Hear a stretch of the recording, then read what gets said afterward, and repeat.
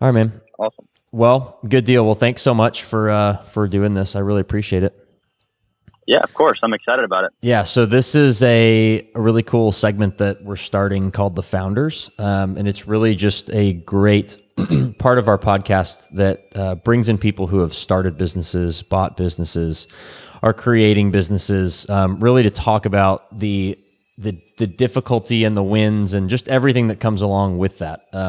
We talk all the time about how people that want to start a business are grossly underestimating how difficult it's actually going to be. And every time somebody comes up to me and says, "Hey, I want to start a business," I usually tell them no, because it's always harder than they think. So you purchased about a year ago now a garage flooring business. So an incredible company. They do epoxy garage, or you do epoxy garage flooring. Really, really neat, commercial and residential. And I'll say, Davis, out of every friend of mine that has ever approached me wanting to start a company, an app, a service business, a product-based business, you are the only person ever who's actually done it. So that's cool. You know, I didn't get the speech that sounds like you give most people, which is don't do it. Yeah. So I guess that was, you know, if the speech had come before, maybe I wouldn't have done it, but no, it's been awesome. Well, you were always the guy that could definitely do it. But I'm curious. I appreciate that. I really want to provide a lot of value for people listening, and you know, there's just a lot of stuff that I'm curious about too. I'd like to kind of learn about when you graduated and when you started working selling cars and what that was like. And, you know, I know a lot of the backstory of the successes at that business, but I want to know about, like, how was that? When was the point when you realized you couldn't do this anymore, and what did it look like from there? Yeah. So I, you know, getting out of school, I knew it probably needed some experience before I went and did my own thing. I always knew I wanted to, you know, own my own business and that sort of thing. But, you know, there's a really great organization here that's a family of dealerships that, you know, kind of piqued my interest. So I went to sell BMWs, and it took me probably 4 weeks before I realized that I hated it, and then I needed to find something else quick. That's almost instantly. Almost instantly. So I just barely got done with my training and off on my own. And I thought, you know, this is, I don't think this is for me. You know, so I was there. I enjoyed the people that I worked with a ton.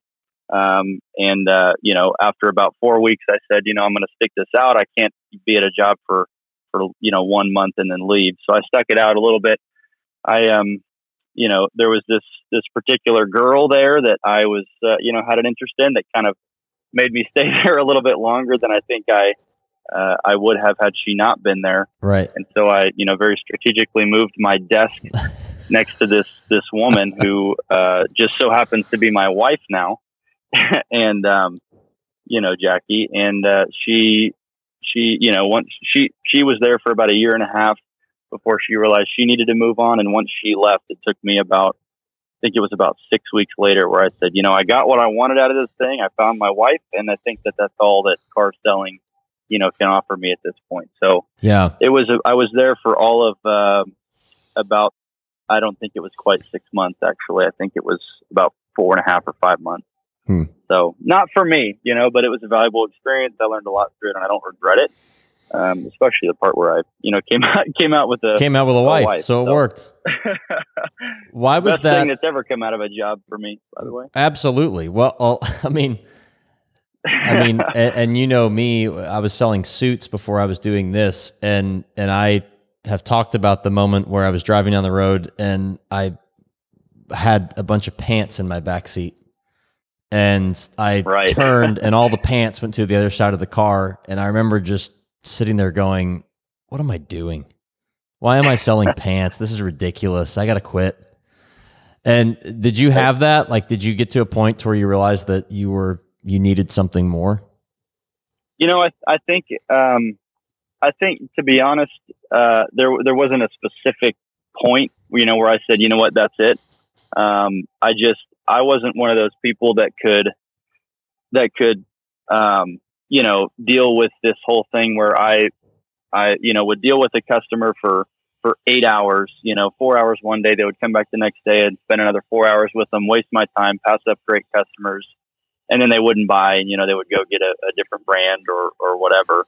And Right. I hated that. I wanted to have a little bit more control over, who I was selling and what I was doing, and not be at the mercy of somebody who, immediately hated me before they even met me because I was this, dirty, nasty car salesman. That, that's kind of the reputation that's out there. I just didn't, after, so long, doing that for so many months, I didn't want to do that anymore. So it wasn't like a defining moment, but it was just this gradual, I hate not having control over what I'm doing, in my future, really. I mean, there's not a ton of upward growth, I guess, in that. So that was another thing where the more I thought about it, the more I realized this just wasn't going to be for me. So, yeah. Yeah.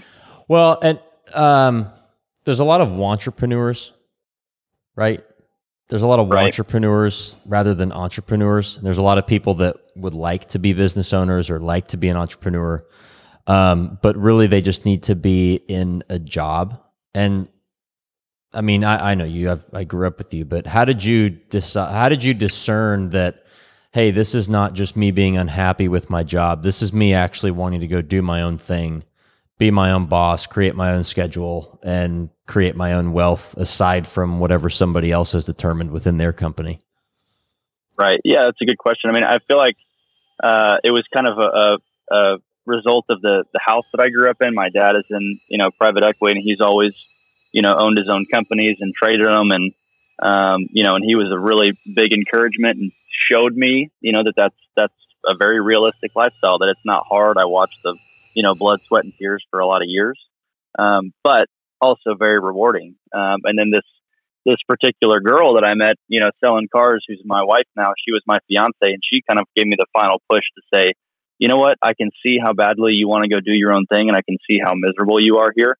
Go do it, And so I just needed a few people to kind of, and Evan, you were the same way. Just, hey man, go do it. Let's think of, and you helped me brainstorm a lot of different ideas on what we could do, or what I could do. And, I just needed those people in my life that were encouraging, that had either done it or, were excited about doing it themselves as well. And once you get those people that are telling you to go do something that, deep within yourself, you're supposed to do, it becomes a no-brainer. Yeah, I agree. Well, and I think it was definitely helpful to have Jackie around you too. That was like having I think everybody knows this, but it's so important to have a partner that actually pushes you to do things that are risky in a good way, that are calculated risk, but somebody who's comfortable with that. And I think it's very difficult, people that grow up in a home that's very stable, where they don't see a lot of risk taking. It's very difficult for those people to ever feel comfortable with somebody that wants to be an entrepreneur, because they've never seen that. It's survival mode for them. Right. Yeah, exactly. And it's very normal, I think, for somebody like, my fiance at the time, to say, hey, I don't think that you need to quit your very, your well-paying job, your stable job, and go try and start a company or buy a company, because, it's my job, and it's our job together, but really it's my job to make sure that our family stays on course. And, so it's not an uncommon thing for the people in your life, especially a spouse, to say, I think you need to go the safe route. I think you need to keep doing this for a while. If some golden opportunity presents itself in the future, then we'll think about it. But right now, keep safety, and so that's crucial.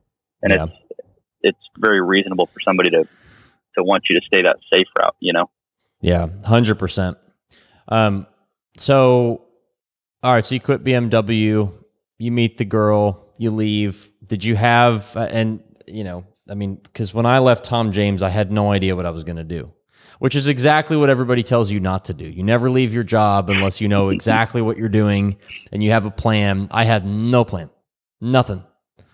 Did you have a plan? Did you have any idea what you were going to do when you quit? I had no plan. I was in the same boat as you. I quit my job, and it was like the next day I woke up and I go, oh my gosh, what are we going to do next? Yeah. So no, I had zero plan. Right. And really what I did was I went to the guy who kind of was my, mentor, my example, which is my dad. And I said, hey, what do you think I should do? And he was, gracious enough to lend me a broker, a business broker, and said, experiment with, go do some research with this guy and see if you can come up with anything cool, and that was just a decision I made that I wanted to buy a company because I had seen how difficult it was to start from the ground up. I figured I would find a company that, already went through the terribly, not terrible, they're rewarding, but very terribly difficult, first couple of years of being in business. I wanted to skip all that. So, I went to the business broker and I started looking, and that's kind of where I came across Garage Flooring Pros. Yeah. So, but no plan at all when I left. None. Well, I love that. And so what's interesting is that in buying a business, I agree with you. It's so much, you skip all of the complete unknown, right? I mean, like, right. Cause, and I think, I mean, like private equity is, it's like flipping houses. Like you buy something that you really know has some structure, it's stable. You buy it, you fix it up, you build it, you grow the value, and then you sell it. And like venture capital or starting a business is like storage wars. You have no idea what's behind that door. You're just kind of putting your cash in and seeing what happens. So I like that. Right. And I think that actually it's a route that not many people even know is available to them. To go, I mean, listen, if you're going to raise money to start a business, you can also go raise money to purchase a business or a piece of a business that may already, sort of know what they're doing. I like that. Yeah, absolutely. And I think there's a lot of opportunities for people out there to find that business that's been kind of stuck for a little while. Mm-hmm. And, a lot of times all it needs is a fresh set of eyes and a fresh set of hands to go do the grunt work to get to the next level. So there's a ton of businesses out there that are just like that, and that's kind of what I was looking for. And I feel like that's what I found. So, yeah, I agree. So talk about the company that you found. How exactly did you find it? And what was the process like doing your due diligence to decide that, hey, this may be a business worth purchasing? Yeah. So, like I said, I had that business broker that was a buddy of my dad's, or a guy that they've been done a lot of work with. And, we came across this garage flooring epoxy business. And, one of those things that never in a million years had I even thought of a garage floor, had zero, knowledge of the product, or the market or anything like that. But the more we dug into it, the more we realized it's a super cool business. And, the I guess, financial model behind the business is really kind of astounding, considering it's just a garage floor. So we, as far as the due diligence goes, we didn't have much to work with, to be honest, which was one of the most challenging things. I found that business I was looking for that was, family owned. It was owned by a husband and wife for, 6 years or so. And husband and wife, they're awesome people. They're my partners now, which is a whole nother, story, but,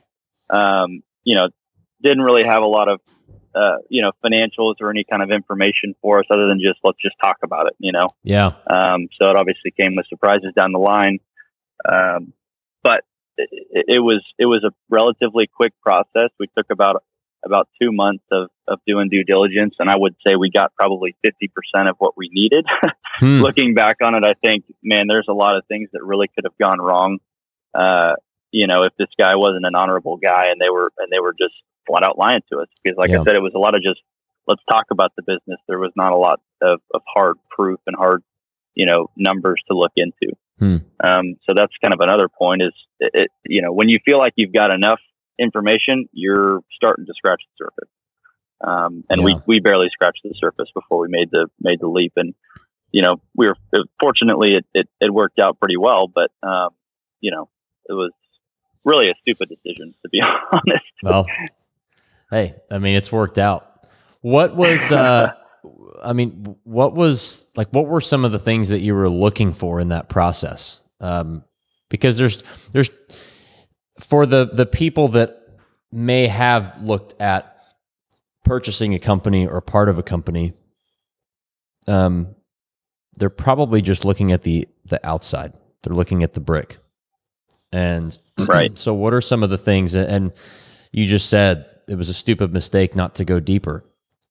What are some of the things that you wish you would have known before you started, things that people should be looking out for? Yeah.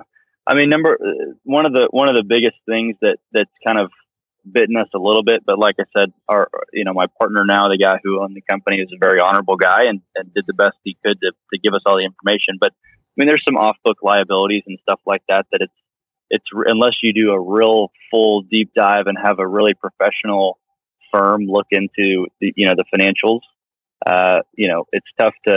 it's tough to really grab everything. But really, one of the things that I was most excited about that I think is not looked at enough is just the market itself. One of the things that was most exciting to me about the market that we're going into, or I was looking to go into, is that it's very, this garage floor epoxy coatings is one of those things that's, I kind of compare it to the waste management type of market, where before waste management came in, their market looked just like ours. Our competitors are a couple of buddies in a pickup truck, and they're really skilled painters or whatever, and they can modify their skills to do flooring, and so that's what they do. And that's a lot of our competition. And there's really not that national epoxy business out there.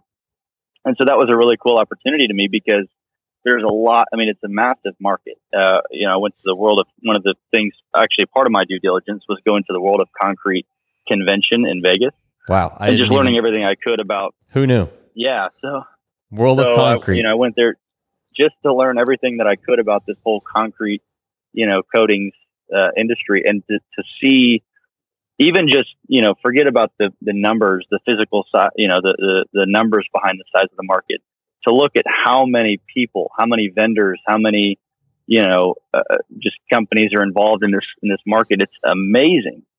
And anyway, so it's really astounding to me the size of it, and that there's not this national player, and so to go back to the waste management thing, that's kind of the way that was before they came around. It was, a bunch of small companies had their routes, and they would pick up trash or whatever. And then waste management came in and figured out how to make it a national, company where it was reliable. And every single Tuesday and Thursday, you're going to get your trash picked up. I don't care if it's raining or, snowing or sleeting or whatever. We're going to get your trash on Tuesday and Thursday. Yeah. And that's kind of what I wanted to do, was come into this industry and figure out a way to create the first national, epoxy business, where when you think about, concrete coatings, you think of our company, so the market itself, I think, is not looked into enough. And that was one of the really the only things I knew about the business, frankly. Yeah. Was the market, after I'd researched a lot into it. So, that was one of the things that I looked for, was the market, that, right, what we were getting into. How big of a market are you in? That's why it's hard to quantify. I don't know, because there's a lot of different coatings and things like that we don't necessarily do. Yeah.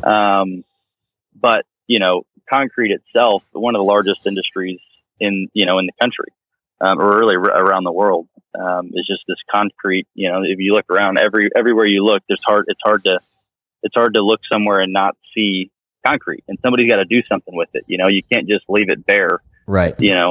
If it's, you could say it's a style or whatever, but it's not finished. Right. So somebody's got to do something with what happens after it gets, poured, but that's got to be it. So, still one of those things. It's a little embarrassing. I don't know the exact, dollar amount or physical size of the market. I just know there's plenty of it out there for us. Yeah. But I get it, because there's so many different, there's a million different ways that you could take that. There's so many different coatings, and oh my gosh, I understand that. Like it's really hard to point to garage floor coating numbers. Right. So that makes sense. When people start businesses, it all rests on their shoulders. And many times, if they're just a one-man shop at the beginning, their mistakes or their successes are felt by only them. You quit your job at a car dealership, making good money. You come into this business, you buy a piece of it, and overnight you have employees, you have payroll, you have customers, you have expenses, you have all of these things that the new business owner who has, or the new somebody who's just started a business definitely does not have. I assume there's a lot of pressure that comes along with that. What is that? What does that feel like? Well, it was completely overwhelming, to be honest. You're right. When you start a company, you kind of get to go at your own pace and learn as you go. That's, one of the big differences between buying a company and starting it, like you just said, is you show up and there's employees that you make this big announcement to everybody, and now you're the new boss.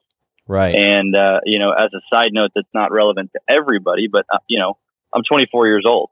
So the majority, actually every single person, not the majority, every single person in our company is quite a bit older than me. Yeah. And so, it can be a little intimidating. It's like, why would this guy, why would any one of our employees look at me and think that all of a sudden I'm the new, boss or the new owner? Right. And the answer is they wouldn't.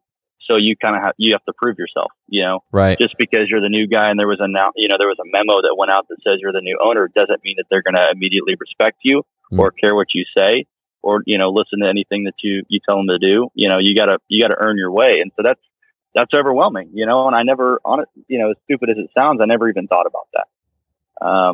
Like you never anticipated having that sort of overwhelm? I didn't. I knew it was going to be hard. Yeah. But I didn't anticipate this overwhelming. Oh my gosh, I really don't know if I'm cut out for this quite yet. I need to go learn some more stuff first. Yeah. But Evan, you and I always talk about, and your dad really preaches this idea of, you got to put yourself in a position where failure is not really an option and quitting is not really an option. And that's the position I was in. Sure. It's like, okay, I'm overwhelmed and, this is a lot tougher than I thought it would be, but what am I going to do? Quit on the first, week and ask for my money back? Absolutely not. So you figure it out. And, there's not a return policy on businesses. So, right. So you figure it out. And then the other side of that is relationships with suppliers and like you said, customers, and you're the new owner now. So when you got a pissed off customer somewhere and they ask for the owner, well, guess what?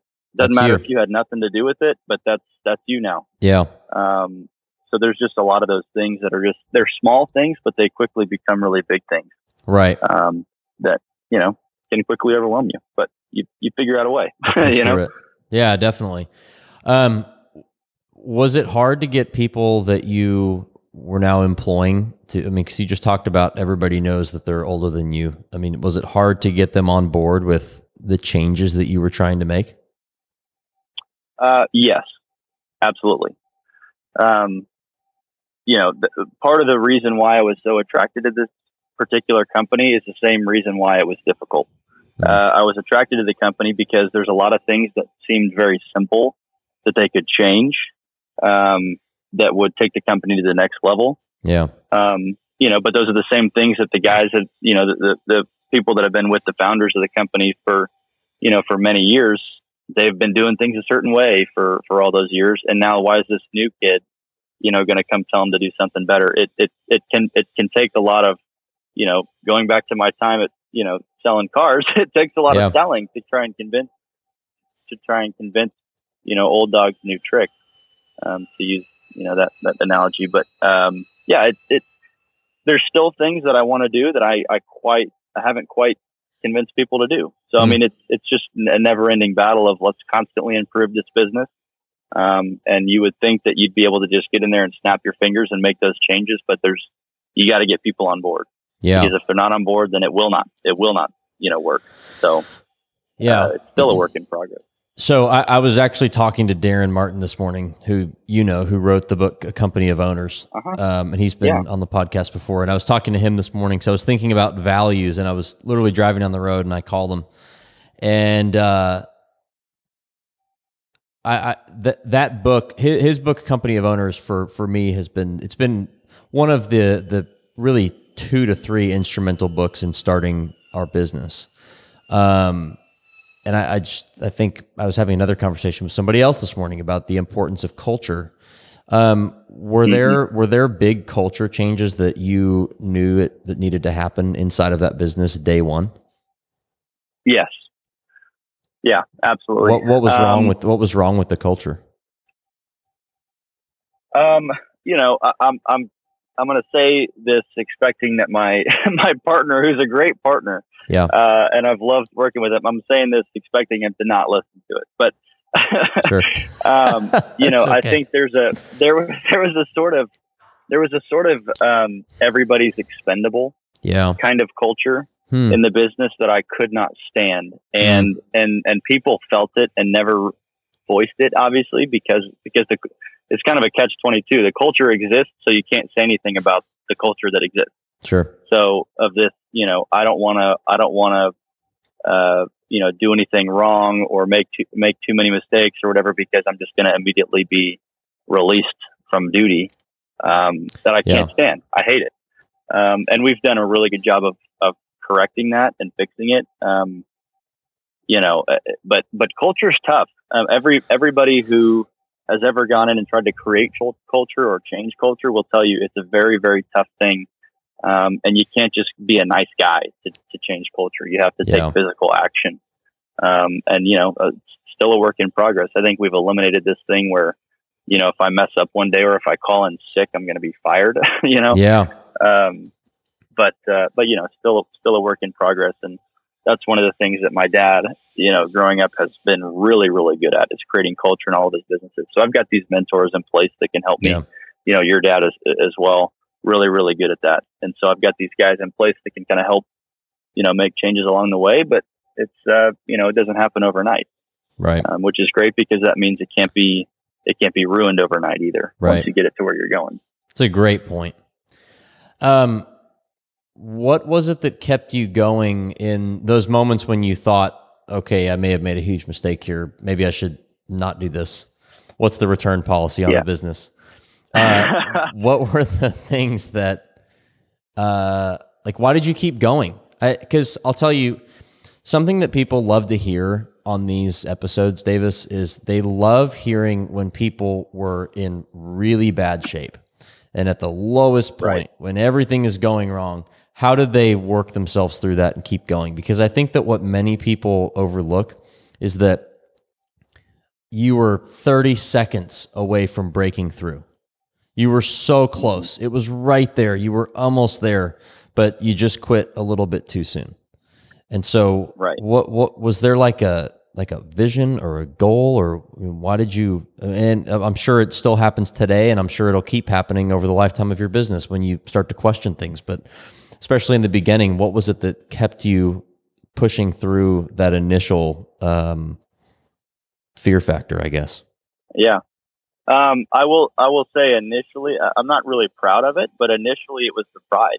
I mean, maybe that's a good thing, but the pride of, I'm not going to be this, you know, I keep saying kid, I'm not trying to be demeaning to people who are younger like myself, but I refuse to play into this whole thing where, you know, the new guy can't come in and fix it and give up so quickly. And you're right, on a daily, if not, I mean, you know, maybe not a daily, schedule, but at least weekly, there's that same kind of feeling where this is way too freaking hard. Why is it so hard? It should be getting easier. Initially it was the pride of, number one, my fiance, my now wife, who was so encouraging, saying, put all this money into the business and go buy a business. Well, now I look like I look like an idiot to her if I immediately turn around and go, oh, that was a mistake, I'm not doing this. Yeah. You know, so initially it was that, just not wanting to look like a fool. But, you know, right now, when those things come up and it gets really hard and I want to just, you know, not show up to work one day, I think about the 40 people who work for us, who, you know, we've set this vision for the company of being the first national, you know, garage floor or just concrete coatings company. We've set this vision for everybody, and they're, and they're counting on really me to succeed in that vision so that everybody can, succeed with us. And obviously everybody plays their own, their part, but it's up to me as the owner and my partner to get us there. And so I'm not going to let, a fight with a vendor or, a cash flow problem or a nasty customer. I'm not going to let those small things that seem really big get in the way of us, seeing this thing through to the vision that we have for it. Yeah. I love that. And so I want to kind of jump off topic a second, but I think, I know your wife, Jackie, well, and I think that one thing also that people should think about, and I can speak from this too, from experience, is you have to have somebody, that is willing to go on that ride with you. You've got to have that. You have to have that. How important has she been in keeping things moving the right direction? Just mentally, just keeping you stable. She has been, she has played the largest role in that, out of anybody in my life, really. Yeah. Number one, not only when we had an issue with pick your thing. Initially, it was something as simple as scheduling and routing the jobs. Yeah. When we had an issue with that, she was the first person to say, well, do you want me to quit my job and come work for you guys and help out? And right. Yeah. It's astounding. And guess what? She did it. She quit her job. It's amazing. And came and helped us out because we needed it. And so not just from let me come help the business side of things. Sure. But just myself, she is, I've never experienced anybody who's so good at letting me just kind of vent, Yeah. And without telling me stop being, so dramatic or, whatever, she's able to kind of push me back into that vision and kind of course correct without making it seem like I'm just being a wimp, or whatever. Yeah. She's really, really good at it. And she, and what's crazy is she works in the business full time too. And I'm not that good. So when she wants to vent about work or she's, mad about another problem and she thinks that things are getting in the way of us, doing what we want to do with the company. And she brings it to me. I just tell her, we're going to do, stop being so, pessimistic. We're going to do it, and I'm not good at it, but she, has been a massive role in keeping everything going the right direction. Wow. If it was just me by myself, I probably would have been done. Really? just to be flat out. Yeah. Well, it's hard to go back to the first thing that you said. It's a lot harder than you ever expect. And if I'm not being pushed by somebody and being held accountable by somebody, it's tough. And that doesn't have to be a spouse. That can be anybody. That can be, pick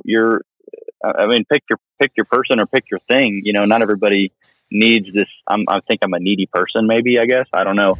But I need somebody to keep reminding me that we're doing this for a reason, Yeah. Yeah. Well, I love that. And I love having, I'm kind of fascinated by this whole idea of just having people around you, and especially a spouse and a partner, but even just friends and just people in your tribe and your circle that are letting you know constantly that this is the right thing. And I think that especially with the spouse, and I've seen you do this too, of when things are out of whack, reassuring that person that it's good, that you've got it handled. And I think, I don't know, I know that having a tribe around you of people that you can bounce things off of, whether it's actual material issues or just emotional things that are happening in your business, having that group is so important. Right. And it's crucial. I don't know how people do it. Maybe they don't. I don't know how people do it without some kind of support group of, whether it's mentors, business, family, business mentors, family mentors, spiritual mentors, whatever it is. I don't know how people do it without that. And, like I said, it doesn't have to be a mentor, it doesn't have to be a spouse. It can just be a circle of your friends or whatever, but you have to have this, this support group, the people around you to remind you why you do what you do. Maybe they don't even have to actually use the words to remind you, or just their sheer existence is your reminder that you got to keep doing what you're doing, you know? Yeah. You know what I think too, Davis? I think that a lot of times what's funny, and I see this a lot too. I think that a lot of people that work themselves into the jams that you and I have in business, they always want to just be told how awesome they are. And I think a lot of times, like, the most impactful conversations are the ones where you have somebody around you that just gives you a kick in the pants. Oh yeah. You know? Yeah, absolutely. Yeah. That's, no, you need that too, because, it's just as quickly as, and you know, we've been talking about the negatives and the when things are going bad. Yeah. But there's also a lot of really positives, and when things are going great, you know, it's awesome and it's super rewarding. Yeah. But it's just as easy as it is to think in the moments where things kind of suck. It's easy to think, I'm not good at this. I can't do this. I'm not cut out for this. I need to quit. Yeah. It's just as easy on the opposite side to think, man, I am freaking awesome. Yeah. And, you know, that's great every once in a while. I mean, you want to have some confidence in yourself, but you're also not, you know, the savior of the world, you know? So, you need somebody to kind of kick you in the pants when you, keep you in check really in both scenarios. When you screw up, you need somebody to let you know, hey, that was a mess up. I think I texted you, my first really big screw up was you know, we ended up getting sued sued by somebody, and it cost us like 50 grand or something. I think I texted you and I said, hey, I just had my first largest screw up as a you know, business owner. And believe me, and I've made a lot bigger mistakes and more expensive mistakes since then, and I haven't necessarily told you about it because I don't want to. But you know, you need somebody in that scenario to do two things: to remind you, hey, it's okay. Yeah, mistakes happen, but also, what are you going to learn from this to not do this again? You know. So yeah, it's important to have those people. I love that. Yeah.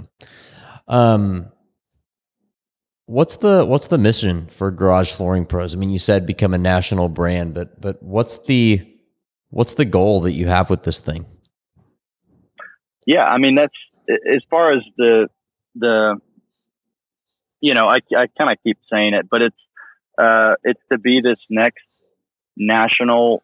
You know, I just have this vision of being this next national concrete coatings company. Right now, we just basically do epoxy coatings, but there's a million different things that we could do. Yeah. And I just kind of picture us being this person, or this company that whenever you think of any kind of flooring, you know, on your concrete, we have every solution. And, you know, we're the first people, we're kind of the Kleenex of facial tissues, you know. Yeah. When I think of garage floor coatings, I think of Garage Flooring Pros. Right. You know, when I think of you know, and then we've kind of got this, I guess, mantra around our company that actually started from you, Evan, which is, you know, you got to finish your house, finish your home. You know, you're not going to leave your kitchen floor bare concrete. You're not going to leave your living room floor bare concrete. Why would you leave your garage floor bare concrete? Yeah. And so we've kind of taken that and expanded it into, there should be no bare concrete on your entire house. You got to finish it. So that's, you know, we started doing driveways and patios and you know, any kind of concrete that you got. So I just kind of have this vision of, you know, we're going to finish your home, you know, and people are going to know about us. So it's so good. And I love so this is, I think, great for people that are, even if they're just in a company selling a product. I mean, I could think of, if I put myself back into selling suits, I could use what you just applied in that, because attaching something emotional to what you do makes it worth it. If you can attach your service or your product to the outcome or to the reaction of a customer, that's huge. That's really beneficial. I really like that. Right. How have you been able to, because you have awesome employees. I've met, I feel like, well, not all of them, but I've met all of your people in your office, and then I've met a few people that actually go out and lay the floors. How do you, like, when you bring somebody new in, how have you been able to indoctrinate them with the new ideas of garage flooring pros, the new way that the owner thinks about them. How are you able to kind of foster this culture each and every day without maybe just taking the easy way out, maybe backsliding in the way that it used to be? Like, how do you because it's kind of a race, it's kind of a sprinting marathon. Like, it's constantly a juggle of keeping the culture in your business. How do you maintain that? Yeah, that's a great question. It's really hard. I think just talking about it on a daily basis is really, really important. You know, our guys here in Texas, we've got installers and we got a location in Florida and Georgia as well. I'm physically located in Texas, so I think just showing up when our guys get to the warehouse at 7 o'clock every morning. You know, the phones don't start ringing until 9 or so. But I want to meet eye to eye with these guys on a daily basis, and tell them how awesome I think they're doing. You know, obviously give them any kind of correction and try to do it in a way that's, you know, firm but fair. Yeah. And just make sure that they know. And I tell these guys on a daily basis, I try to, you know, it becomes a little weird if it's on a daily basis, but right. You try to communicate with them very often that everything starts and stops with them. You know, I could leave the business and never communicate with anybody, and the business would still function. I mean, you know, you gotta kind of correct it every now and then, but right. It starts and stops with the people that are talking to customers every day. Of course, the guys that are actually laying the floor, that are building the product, you have to remind them on a daily basis. And I think it's really important to show up at 7 a.m. when they're there. And if I just sit in my office and twiddle my thumbs, yeah, you know, until the phones, you know, until people start to call and have questions and concerns and whatever, then I'll do that. But I think it's important to meet eye to eye with your employees as often as you can, and just remind them of where the company's going, and make sure that they know that they play a huge role in that. I love that. So. I totally agree. I think it's so important to have the people in your business. The truth of it is that they are what drives the engine. I mean, or drives the vehicle, I guess. They're the engine. I mean, they are completely your business. You have no business without them. And I love that you do that with them, of always telling them how valuable they are. I just think that's great. Well, you know, and people always talk about how the people in your business are your biggest asset. And they're obviously, I think, you know, they're the easiest to neglect as well.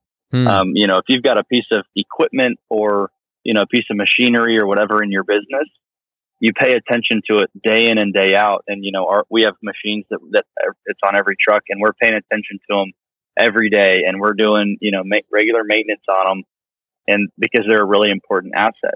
But it's really easy to overlook that the people, they're very often your biggest expense and your biggest asset. And, you know, and it's, why do we look over that and neglect them so often? You got to pay attention to it. You got to give it the maintenance. You got to, you know, do the service on it, so to speak. And I think it's, although it is they're the biggest asset, it's also the easiest to forget about. You know, you forget that their mental state and physical health and all that stuff is the most important thing to your business. You know, so pay attention to it. Yeah, that is so overlooked. I remember when I lived in Scottsdale, there was a flight school that I went and got just an endorsement at. And I remember walking in, and the guy that owned it was back in his office. And I remember he was on the phone with his maintenance guy, and he was yelling at him, and he hung up, and he like threw the phone on his desk. And then he just started shouting orders across the room to everybody else in the office. And I remember thinking, man, why would that he could completely turn around that business and make it the coolest place to work based off of nothing other than how he talks to his people. It has nothing to do with his service. It has nothing to do with his product, nothing to do with the airplanes or with the employees. It's simply because of the way that he's allowing himself to talk to his employees. I think it's so important. To me, there's really not ever a circumstance where you would raise your voice at an employee. It just doesn't. It's somebody that works for your company to help you succeed. Right. I mean, why would you ever even raise your voice? There's a way to, if they make the largest mistake and cost you thousands of dollars or whatever. They know that they screwed up. You gotta, sometimes you gotta be firm, but I will never understand why you see these people in the movies and, and real life every day yelling at your employees. It baffles me. It doesn't make any sense to me. No, it doesn't make any sense. I also think you have a really cool sales organization. How many salespeople do you have? So right now we have 6. So not, really the cool thing about our business is one guy can go on, 10 appointments a day. Right. And that's, that's enough to keep them obviously slammed. So really just one in every market that we're in. And they can sustain it. So, yeah. Well, I love it because I see your guy every day. I pass him on the way to work every day. Don. I love that. I love it. Don. I keep tabs on him. I keep tabs on him for you. Boy, if he's ever out of line, let me know and I'll yell at him. There you go. I'll let you know. I'll keep an eye on Don. What's been your favorite thing about starting this business?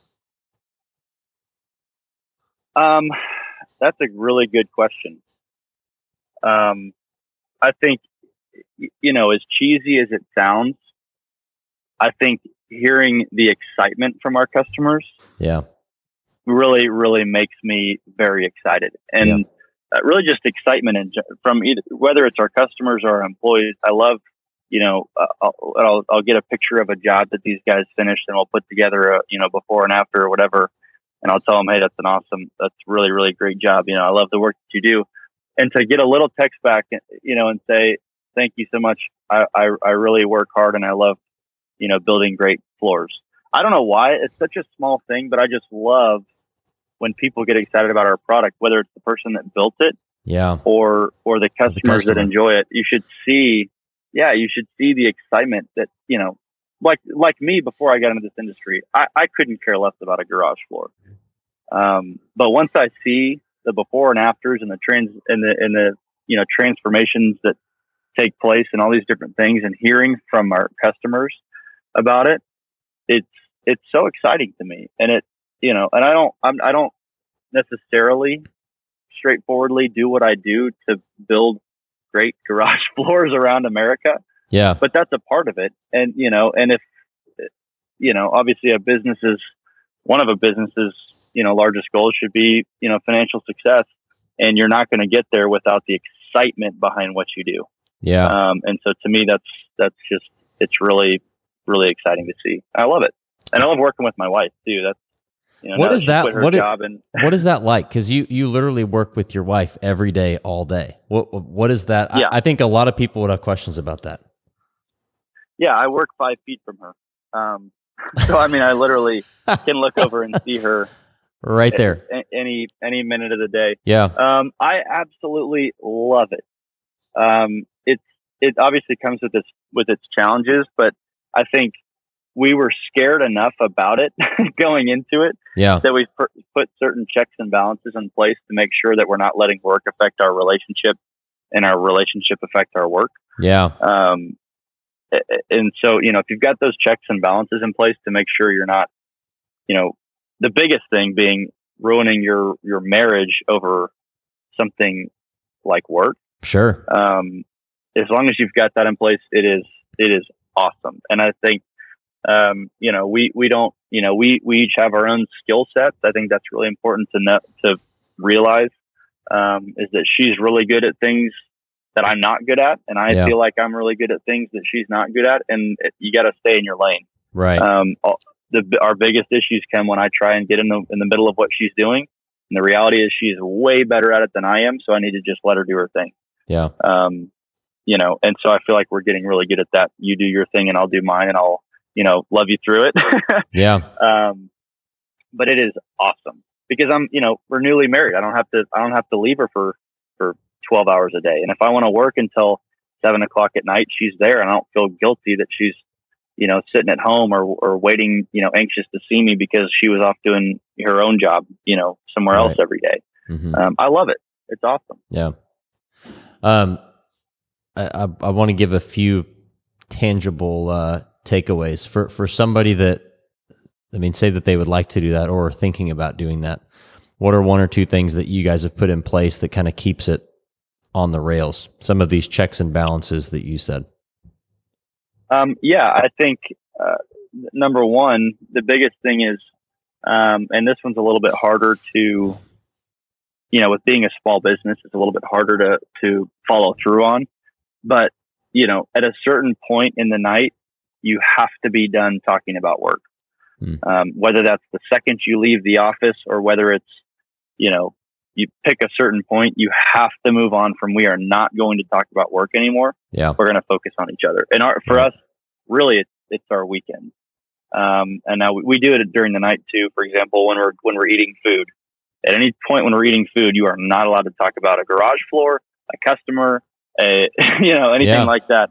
You're not allowed to do it when we're eating our food. And then the weekends as well, we do not talk about it. Right. So I think there's, that's one of the biggest things is don't let it consume your relationship and the best way to do that is make a cutoff point where we're not, I don't care what kind of fire is going on at work. Right. If it's literally burning down, then we'll address it. Right. But other than that, the most important thing, right now is our marriage and we're not talking about work. Yeah. I think the second biggest one is also what I talked about is, you have to be very, very careful when you're trying to, when you're giving it, not advice, but when you're trying to correct something that like when I try to correct something that she's doing or vice versa, you got to be very, very careful because, it can easily bleed over to your marriage and your relationship to each other at that point. So I would say I never, after a certain point where I made her upset enough times and she has made me upset enough times, we made a rule. This is my thing and that's your thing. And stay in your lane basically. And not in a rude way, but stay in your lane and don't, just because there's a minor, tweak that you want to make or whatever, I would say let it go unless it's absolutely necessary. Yeah. Because it's not worth it. And that's one of the challenges and one of the negatives, I guess, of doing that is you kind of want to be able to correct somebody when they're in your business, in your company, not like all up in your business, in your company. Mm-hmm. You want to be able to correct them. So that's one of the challenges and one of the negatives about it, I would say. But generally she's better at it anyways. And the point that I was going to make, I shouldn't make. So stay in your lane is another really big one. But the most important is draw a line somewhere where you're done focusing on the business and you're going to focus on your marriage, on the person, or your relationship. Sure. On the person. So I like that. That's the biggest, can be the most challenging, but, definitely the most important. Yeah. And it's worth it. It's so worth it. It can wait. Mm-hmm. Is this harder? I speak about the business in general and getting into this. Is it harder than you expected it would be? 100%. Yeah. The other question to that would be, but is it more rewarding and fun than you thought it would be? Absolutely. It is. And I keep going back to the same thing. Like I never thought about a garage floor, before I got in the business. It's so much fun. I love what I do way more than I thought I would do, considering that it's essentially a construction company that builds garage floors. It's so rewarding. And even when we're not doing well and not making, and I say not doing well, when we're not making very much money or whatever, it's still so much fun to me because I love that it's challenging. I love that it's like I show up every day and it's a new puzzle. Yeah. To get to work on. I love it. It's awesome. And I would not go back to selling cars if you had a gun to my head. It's way more rewarding than I thought, but also, yes, there's a lot of things that I didn't think about that are very challenging. Yeah. Well, that's what makes it fun. The good far outweighs the bad. That's exactly, that's what makes the reward so worth it, is because you knew, because you went through, the trenches to get there. So, yeah. Well, I mean, if it's easy, then I mean, it's not that hard to do. Everybody would do it. It's not hard to do easy things. Right. Exactly. Yeah. So.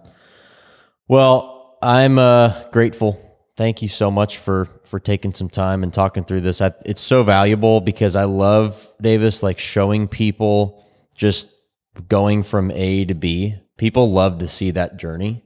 It's why we watch documentaries of like behind the scenes and things, or that's why we watch people's vlogs and day in the lives and things like that, because we find it very interesting seeing how people actually start. And so I think that you have a amazing company here. I've been fortunate to see it very closely, and I just think you're doing a great job. So keep doing it. Thank you so much for chatting with us today, and we're gonna do this again. We'll come back and go over more stuff too. Yeah, absolutely. I'm grateful to to have a friend like you who's also setting a really great example of how to build a business the right way. And I feel like I learn a lot from you as well. So I really love what's going on here at HiredUp. Hey, man, we're making it happen. There's a lot of value being created over there. So I'm excited to see what you guys can do. Thank you. All right. Well, very good. Well, thank you again. We'll chat soon. Awesome. Yes, sir. Thank you so much.